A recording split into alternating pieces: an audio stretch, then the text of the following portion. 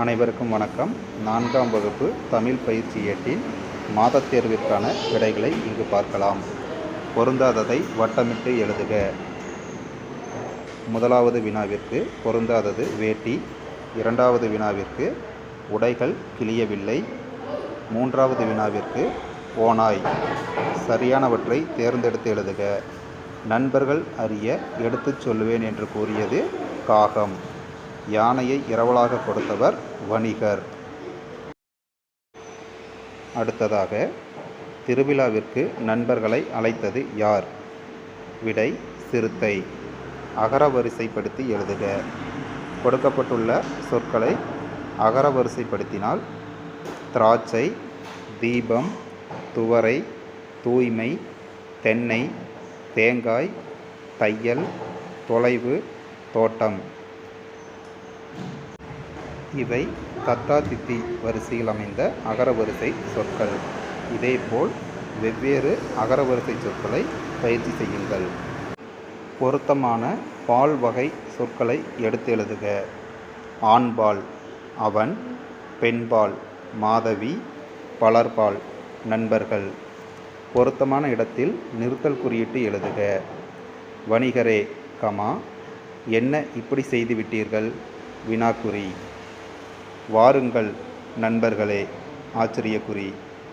இதோ இந்த மீனை கடிக்கிறேன்.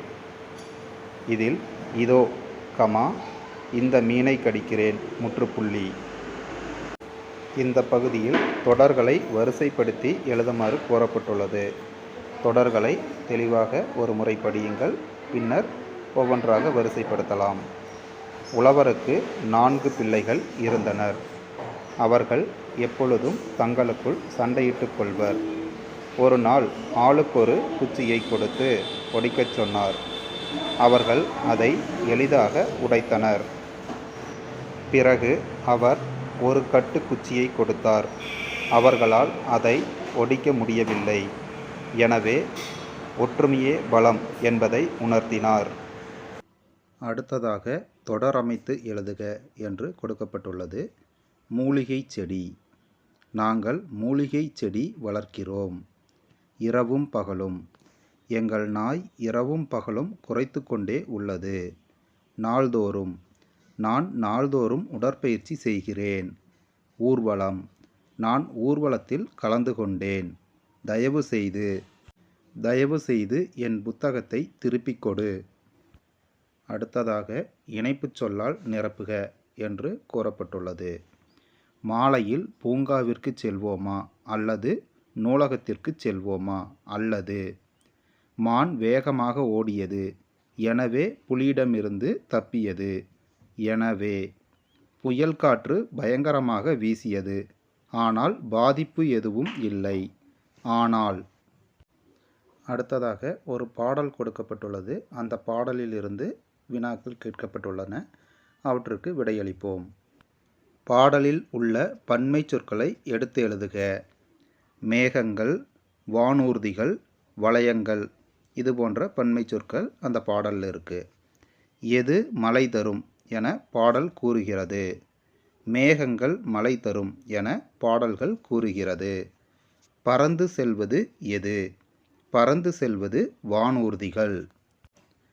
வண்ண வளையங்கள். இத்தொடர் குறிப்பது என்ன? வண்ண வளையங்கள். இத்தொடர் வானவில்லை குறிக்கிறது. இப்பாடல் எதனை பற்றி கூறுகிறது? இப்பாடல் நீல வானம் பற்றி கூறுகிறது. அடுத்ததாக ஒரு படம் கொடுத்துருக்காங்க. அந்த படத்துக்கு 5 தொடர்கள் எழுத சொல்லியிருக்காங்க. மரங்கள் வெட்டப்பட்டுள்ளது. மரங்களை வெட்டுவதால் வெப்பம் அதிகரிக்கிறது. மழை பெய்யவில்லை. காட்டு விலங்குகள் அழியும் நிலை ஏற்படும். காடுகளையும் பறவைகளையும் விலங்குகளையும் ஓவியமாக மட்டுமே காண முடியும். இப்படி 5 தொடர்கள் எழுதியிருக்கோம். நீங்களும் இதுபோல் எளிமையாக தொடர் எழுத ட்ரை பண்ணுங்க. அடுத்ததாக ஒரு பத்தி கொடுத்துருக்காங்க. அந்த பத்தியிலிருந்து சில வினாக்கள் கீழே கேட்டிருக்காங்க. பத்தியில் இடம்பெற்றுள்ள இணைப்புச் சொல் எது? பத்தியில் இடம்பெற்றுள்ள இணைப்புச் சொல் அப்போது. இதோ வருகிறேன் என கூறியவர் யார்? கமலி. திருவிழாவிற்கு நண்பர்களை அழைத்தது எது? சிறுத்தை. பத்தியில் இடம்பெற்றுள்ள பெண்பால் சொற்களை எடுத்தெழுதுக அப்படின்னு கேட்டிருக்காங்க. இதில் கமலி, அம்மா இவங்க பெண்பால். அடுத்த வினா, திருமண விழாவில் பங்கேற்ற நண்பர்களை பட்டியலிடுக. நரி, மான், ஓநாய் மற்றும் வரிக்குதிரை. ஆற்றை கடக்க வழிகாட்டியது யார்? எப்படி ஆற்றை கடந்தனர்? ஆற்றை கடக்க வழிகாட்டியது வரிக்குதிரை.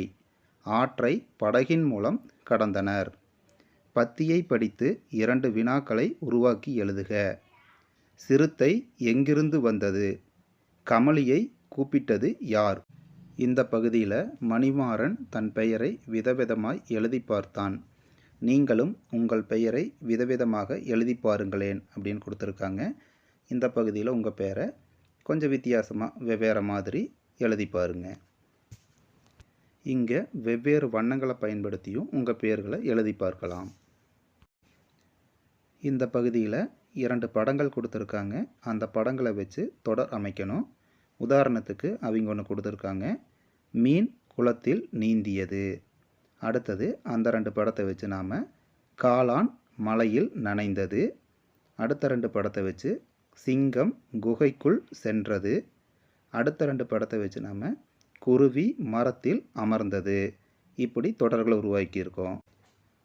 அடுத்ததாக இந்த பகுதியில் வலமிருந்து இடமாக எழுத்துக்கள் எழுதியிருக்காங்க. இதையை நம்ம முறைப்படுத்தி சரியாக எழுதணும். முதல் ஒரு எக்ஸாம்பிள் அவங்க கொடுத்துருக்காங்க. மாலை நேரத்தில் கடற்கரை மணலில் நடப்பது நல்ல அனுபவமாக இருக்கும். அடுத்த தொடர், விடுமுறை நாளில் குழந்தைகள் மகிழ்ச்சியாக கூட்டாஞ்சோறு சமைத்து உண்டனர். தொடர்வண்டி பயணம் எனக்கு மிகவும் பிடித்தமான ஒன்று. அடுத்த தொடர், பூவில் இதழ்களின் மேலே இருந்த பனித்துளிகள் முத்துக்கள் போல உள்ளன. அடுத்ததாக மணிமாறன் பொங்கல் வாழ்த்து அட்டை தயாரித்துள்ளான். நீங்களும் உங்களுக்கு பிடித்த ஒரு விழாவிற்கு வாழ்த்து அட்டை தயார் செய்யுங்களேன் அப்படின்னு கொடுத்துருக்காங்க. நாமளும் தீபாவளி பண்டிகைக்கு ஒரு வாழ்த்து அட்டை தயாரித்து பேஸ்ட் பண்ணியிருக்கோம். இதே மாதிரி நீங்களும் உங்களுக்கு பிடித்த ஒரு பண்டிகைக்கு வாழ்த்து அட்டை தயாரிங்க. வாழ்த்துக்கள் குழந்தைகளே. மீண்டும் அடுத்த பாடத்தில் சந்திப்போம்.